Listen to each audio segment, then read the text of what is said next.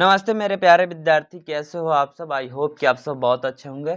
तो प्यारे विद्यार्थी, आपको पता है कि आज आपका मैथ्स का पेपर है। तो मैं आपके लिए 100% रियल मैथ्स के पेपर को लेके आया हूं, जिसमें कि आपको 70 ऑब्जेक्टिव्स देखने को मिलेगा, ठीक है। और उसमें से मात्र आपको 40 ऑब्जेक्टिव ही सही करना है। मात्र कितना ऑब्जेक्टिव सही करना है? तो मात्र 40 ऑब्जेक्टिव ही सही करना है। तो बढ़ते हैं हम सबसे पहले प्रश्न की ओर। ये 100% रियल पेपर है, जो कि आपके एग्जाम में अभी थोड़ी देर बाद देखने को मिलेगा।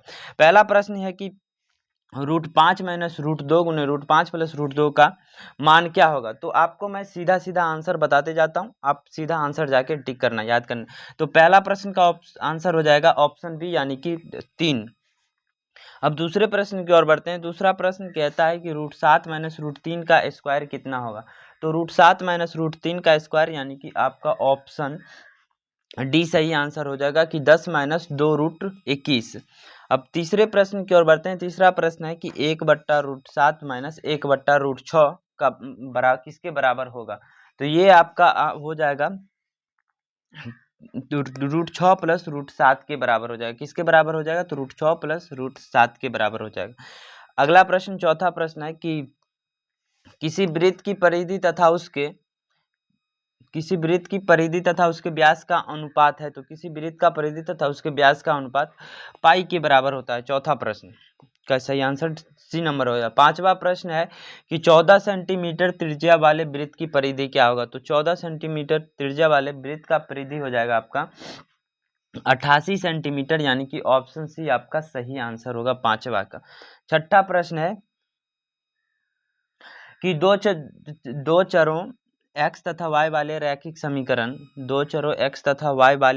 समीकरण का व्यापक रूप ax प्लस by प्लस सी बराबर 0 है, जहां a b c वास्तविक संख्या है। तो आपका ये ऑप्शन ए हो जाएगा, a बराबर not 0, b equal to not 0 होगा। a भी 0 नहीं हो सकता, भले c 0 हो जाए। अगले प्रश्न की ओर बढ़ते हैं। सातवां प्रश्न है कि x बराबर 2 और y बराबर 1, तो रैखिक समीकरण 2x plus 3y minus k का हल है, तो k का मान ज्ञात करना है। यानी कि इसमें k का मान ज्ञात करना है। सातवां प्रश्न, इसका आंसर हो जाएगा 7, यानी कि बी ऑप्शन आपका सही आंसर हो जाएगा। आठवां प्रश्न कहता है कि रैखिक समीकरण 2x प्लस वाई माइनस 11 बराबर 0 में यदि x का मान 3 है तो y का मान होगा, यानी कि y का मान ज्ञात करना था। तो इसमें y का मान आपका 5 हो जाएगा, यानी कि ऑप्शन बी सही आंसर होगा। आठवां प्रश्न है कि बिंदु -3 और -5 किस चतुर्थांश में होगा। तो बिंदु -3, -5 ये आपका तृतीय चतुर्थांश में होगा, क्योंकि दोनों का दोनों माइनस में है, ठीक है। 10वां प्रश्न कहता है कि मूल बिंदु के नियामक होते हैं, यानी कि मूल बिंदु का नियामक आपका 0,0 होता है, ठीक है। 11 नंबर प्रश्न, किसी चतुर्भुज के कोणों का योगफल होता है। तो किसी चतुर्भुज के कोणों का योगफल आपका 360 डिग्री होता है, यानी कि ऑप्शन बी सही होगा।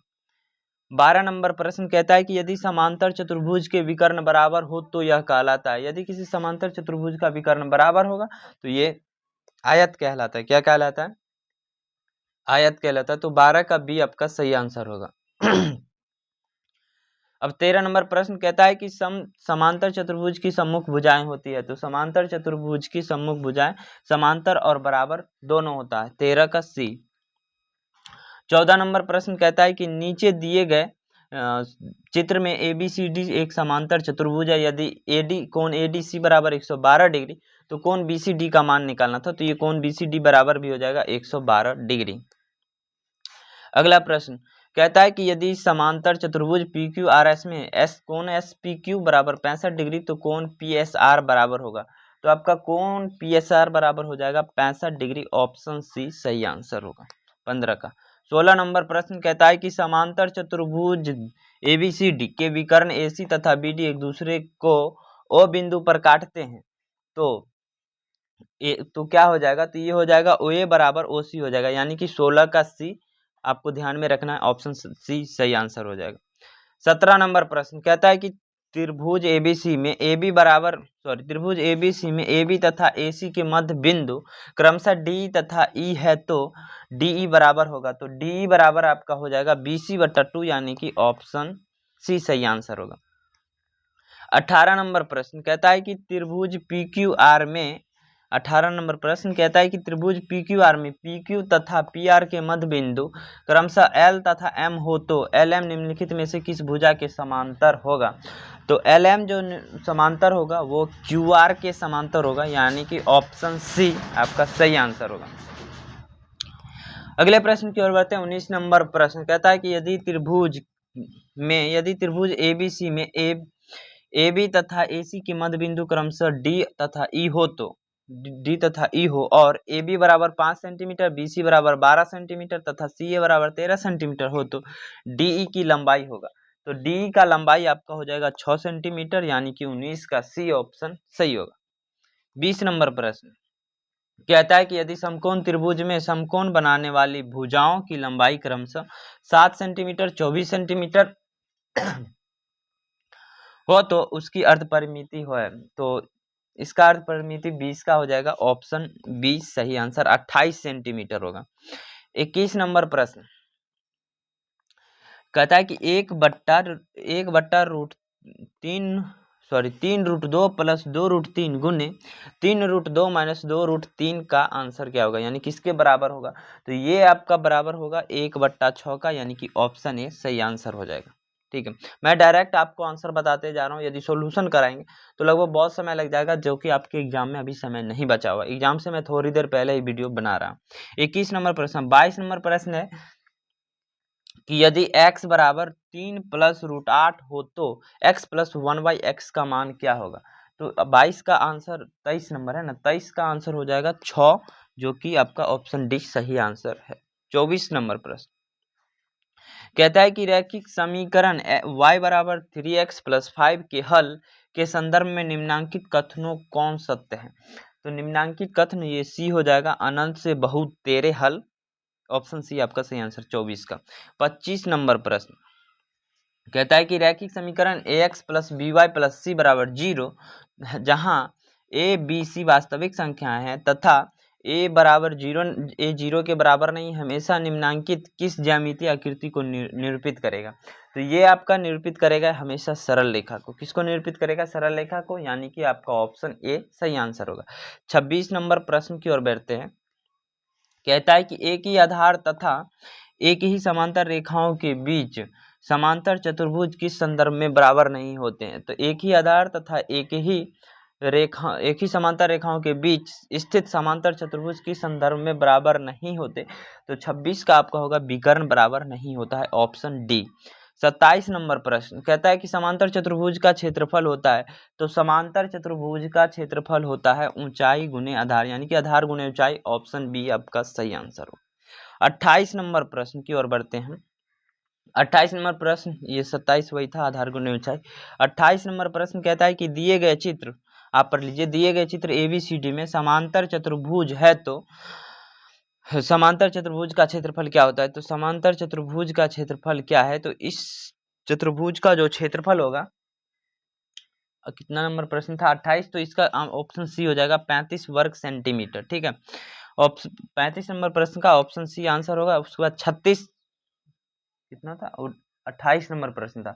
29 नंबर प्रश्न का है कि एक समांतर चतुर्भुज